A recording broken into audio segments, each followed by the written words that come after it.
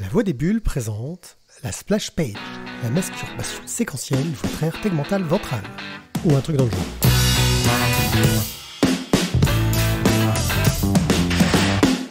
Coucou les gens. En mai 2025, nous avons été invités au Festival Spirou qui se déroule au Parc Spirou au milieu de toutes les attractions. De nombreux auteurs sont présents, mais principalement des auteurs jeunesse, et c'est pourquoi nous y allons avec nos enfants pour enregistrer des épisodes spéciaux de Canaille BD. Le dernier épisode est disponible dans nos flux et sur le site lavoidesbulles.fr. Vous y découvrirez de nombreux auteurs talentueux et vraiment captivants qui sont parfois adaptés à tous les types de publics. Mais parmi les auteurs présents, l'un d'entre eux avait un profil un peu particulier. En effet, Robin Recht, oui, c'est comme ça qu'on prononce, on s'est tous fait avoir, est plutôt connu pour des œuvres un peu plus sombres, un peu plus noires, de Elric à Totendom, en passant par le Troisième Testament, un Conan, un Thorgal et le plus surprenant, la Cage au con. Ces œuvres sont plutôt matures, fortes, voire légèrement érotiques si l'on parle de son Conan. Thio et moi-même suivons son travail depuis longtemps et nous sommes donc débarrassés de nos enfants sur un manège pour mener cette interview entre adultes, enfin presque.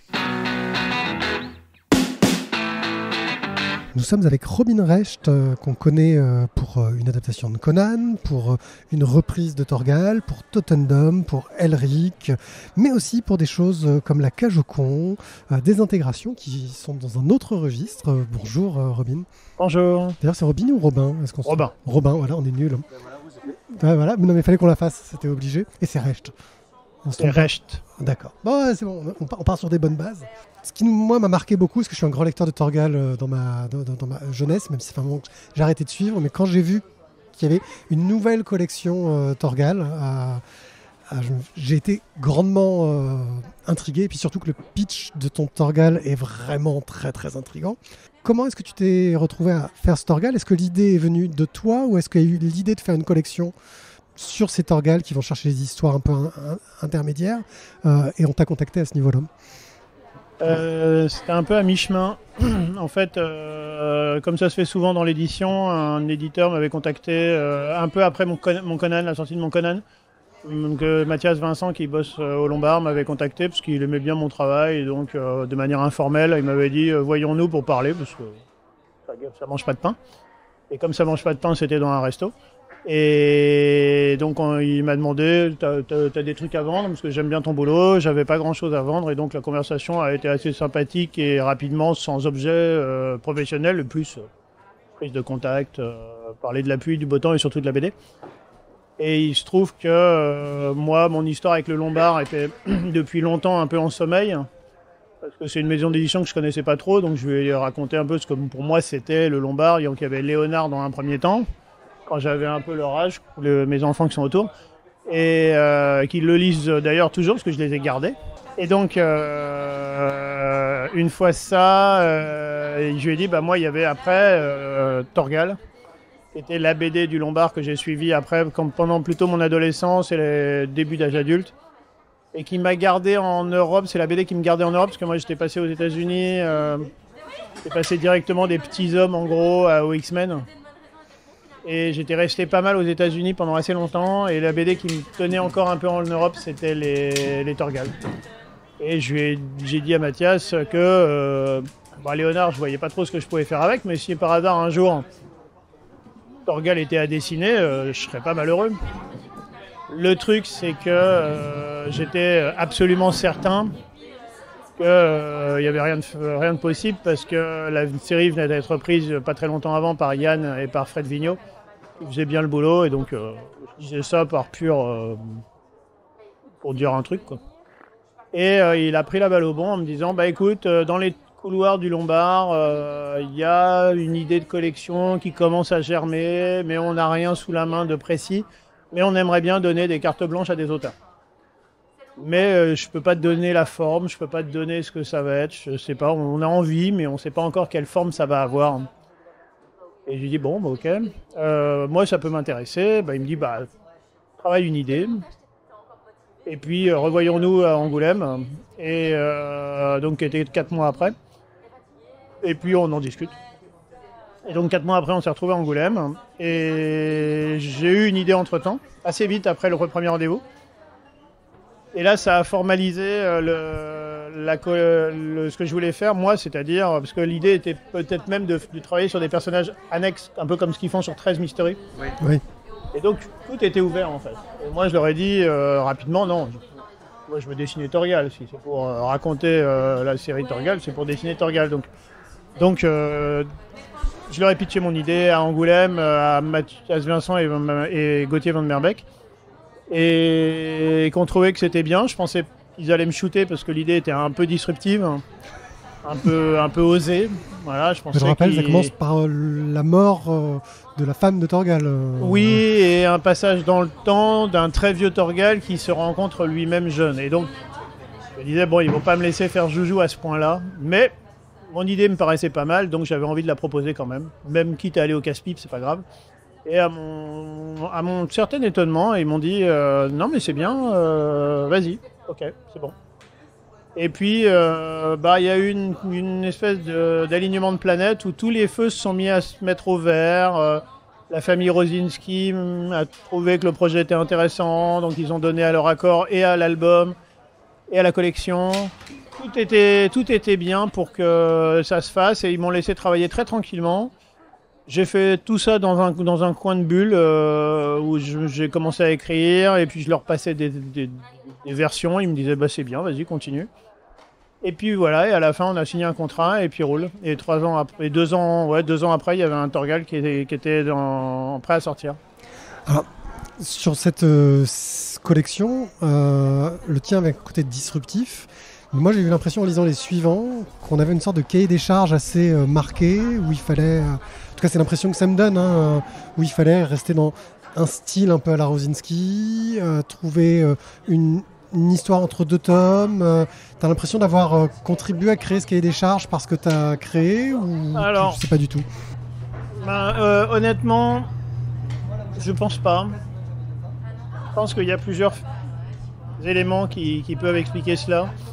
Il y a d'abord que c'est encore Rosinski et son fils Piotr Rosinski qui sont en charge de valider ou non les projets et que donc ils ont, je pense, envie qu'il y ait une espèce de continuité, c'est beaucoup dire, mais que ça aille pas non plus jusqu'à un style comme les Schtroumpfs, vous voyez. Donc, oui, le Valérian par l'Arsenais, ça marcherait pas avec Torgal. Je pense que ça bloquerait à leur niveau et donc après ils ont quand même ouvert suffisamment pour que aujourd'hui quelqu'un comme David Etienne qui n'est pas forcément dans une école totalement réaliste mais semi-réaliste qu'on appelle quand même se joue l'exercice même s'il va un peu plus vers le réalisme que d'habitude. Donc il y a quand même des ouvertures un petit peu mais ils aiment, je pense que en fait Torgal ça raconte l'histoire d'un mec, c'est pas des aventures, hein, c'est vraiment l'histoire d'un gars et donc ils veulent que ce gars continue à être crédible d'album en album et pour ça il y a une espèce de continuité graphique qui doit se faire un petit peu quand même malgré tout. C'est pas des passages totalement disruptifs où ils veulent éventuellement voir un style totalement différent. Après je dis ça mais j'en ai pas tellement discuté avec eux, c'est ce que j'ai l'impression de sentir à travers ce que moi j'ai vécu. Moi je sais que ma volonté est d'être collé au style de Rosinski. Parce que pour moi, il y avait un hommage à faire aussi aux lecteurs de Rosinski qui avaient suivi ce gars-là pendant 40 ans et que j'avais envie de leur dire c'est comme à la maison. Ah bah ça, dès les premières pages, on reconnaît des premières pages. Et voilà, j'ai joué le jeu vraiment de me mettre dans les pas avec mes capacités à moi parce que Rosinski est un dessinateur vraiment unique et incopiable. Et donc,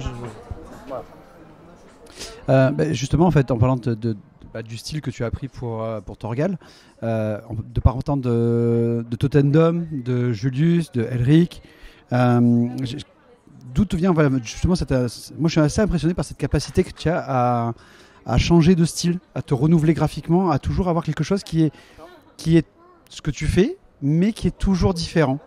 J'ai plutôt vécu ça comme un handicap personnellement parce que pour moi une identité graphique appelle un style.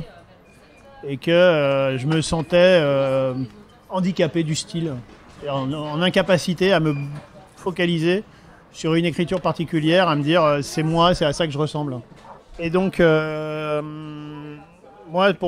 moi il y avait, c'était pas un choix, c'était une obligation, c'est-à-dire j'arrivais pas à faire autrement. Et puis, je sais pas comment dire. Moi, pour moi, ce qui est important, c'est pas tant moi en tant qu'artiste, c'est les livres. Et donc, pour moi, chaque livre appelle une identité graphique qui lui est particulière parce que chaque univers, chaque sensation, chaque histoire a une spécificité qui, moi, m'amène à des résultats différents. En fait, je vois pas comment j'aurais pu dessiner dans le style de Torgal la cage aux cons. Ça n'a aucun sens. Oui.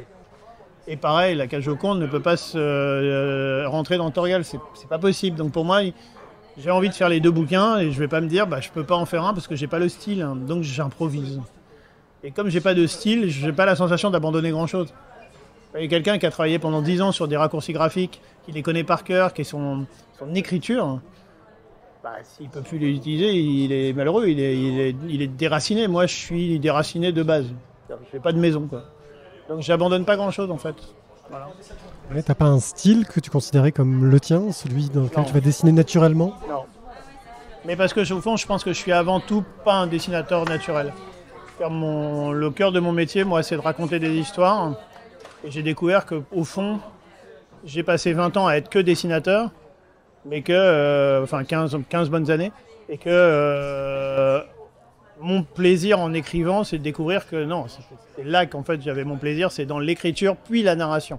Et c'est pas seulement l'écriture, c'est vraiment le développement d'une articulation entre écriture et narration.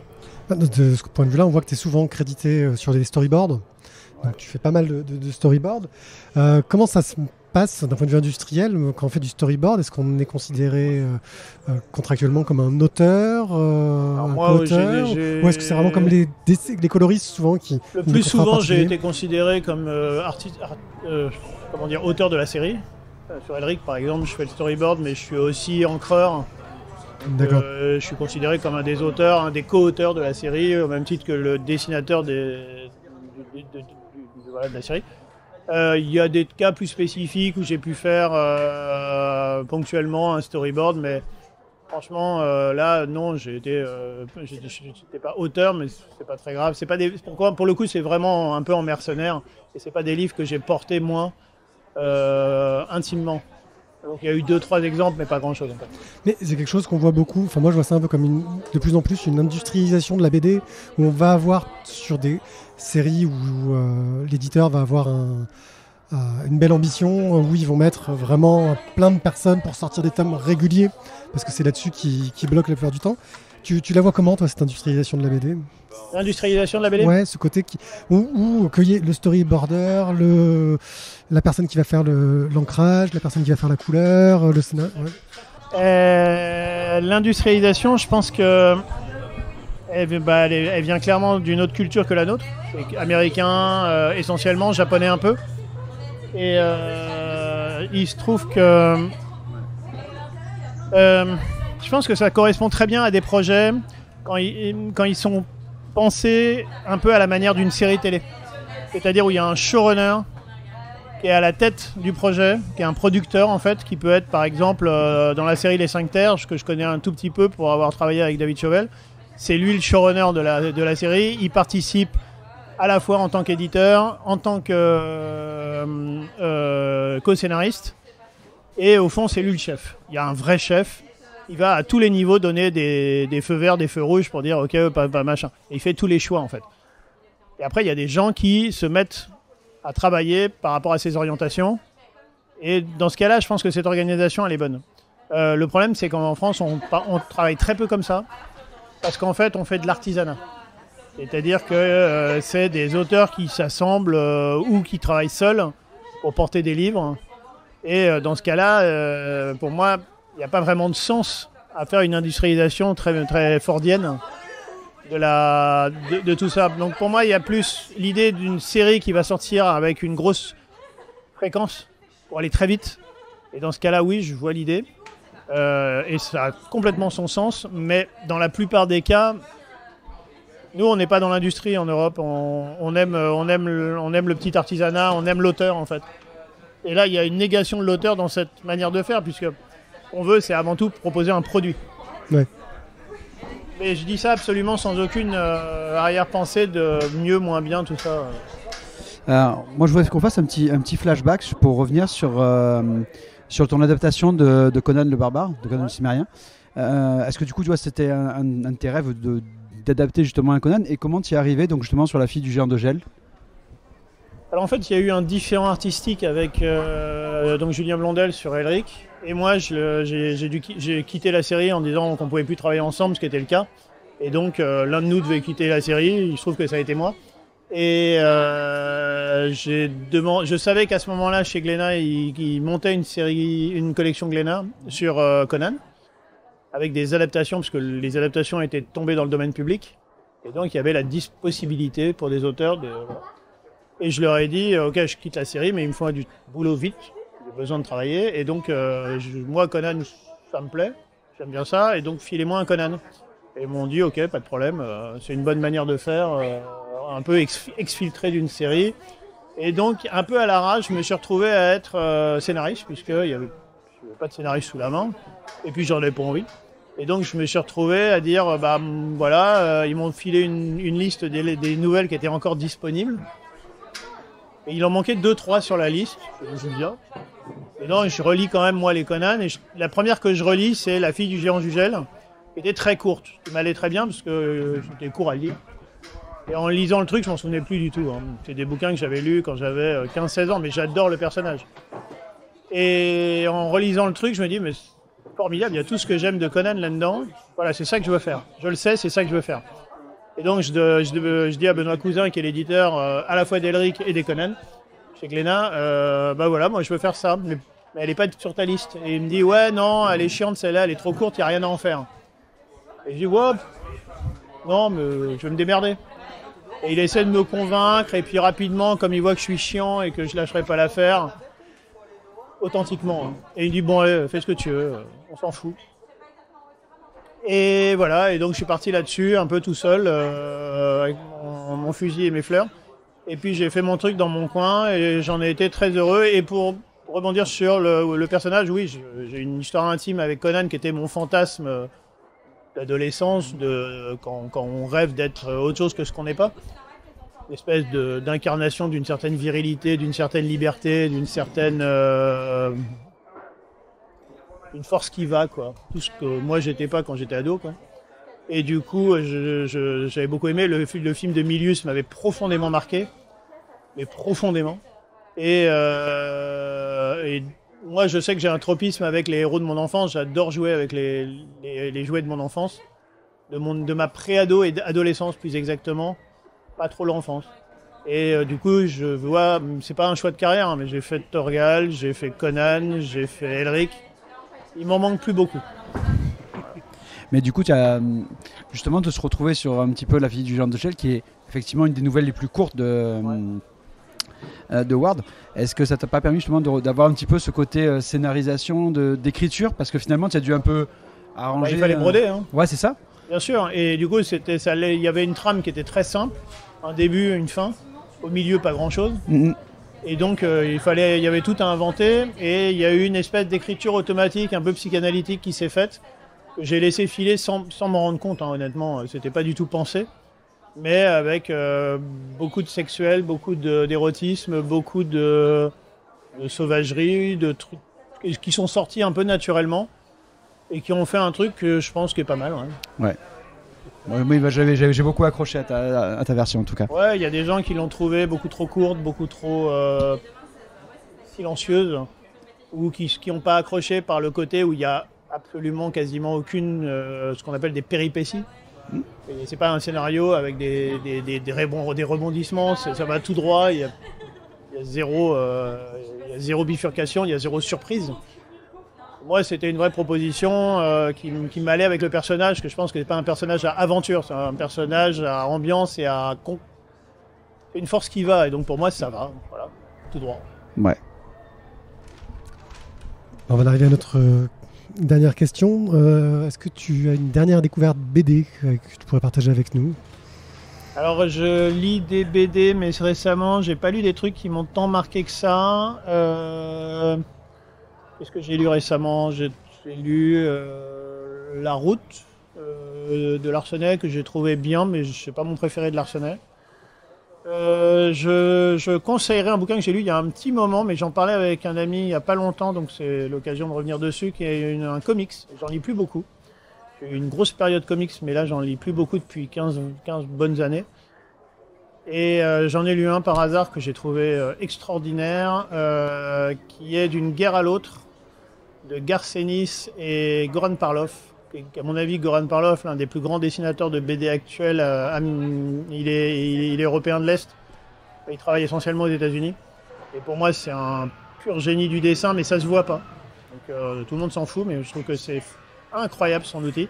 Et ils ont fait tous les deux, Garth Ennis, qui est l'homme qui a créé The Boys, entre autres, dans les plus connus, mais qui est un affreux Jojo, un vrai fils terrible, enfant terrible du comics américain. Et ils ont fait une histoire de Nick Fury qui raconte les 4 guerres américaines. Donc ça commence par la Corée du Sud, après il y a, je crois, le Vietnam, la baie des Cochons et le Nicaragua. Et qui raconte en filigrane derrière tout ça, d'abord de manière cool, parce que les Américains ont ça sur nous, c'est qu'ils n'oublient jamais le côté entertainment.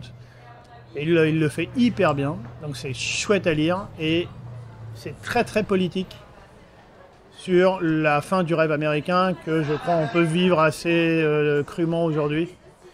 Et il en parle de manière que je trouve lumineuse.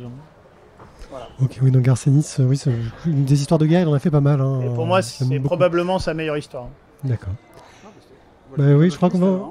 On va le mettre dans notre liste, celui-là, parce que ça donne bien envie en tout cas. C'est vraiment 4 épisodes comics, donc c'est très court, c'est 4 fois 20 pages, quoi, ça doit faire 80 pages.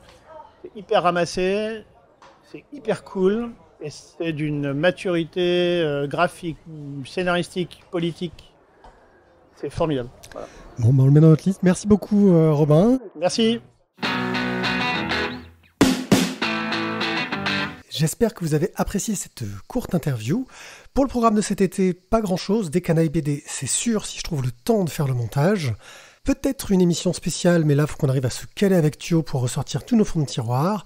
Et on est de retour à la rentrée de septembre pour une nouvelle émission du One A Club. Sur ce, n'hésitez pas à nous suivre sur les réseaux sociaux et sur lavoidesbulles.fr. Ciao, ciao, à bientôt.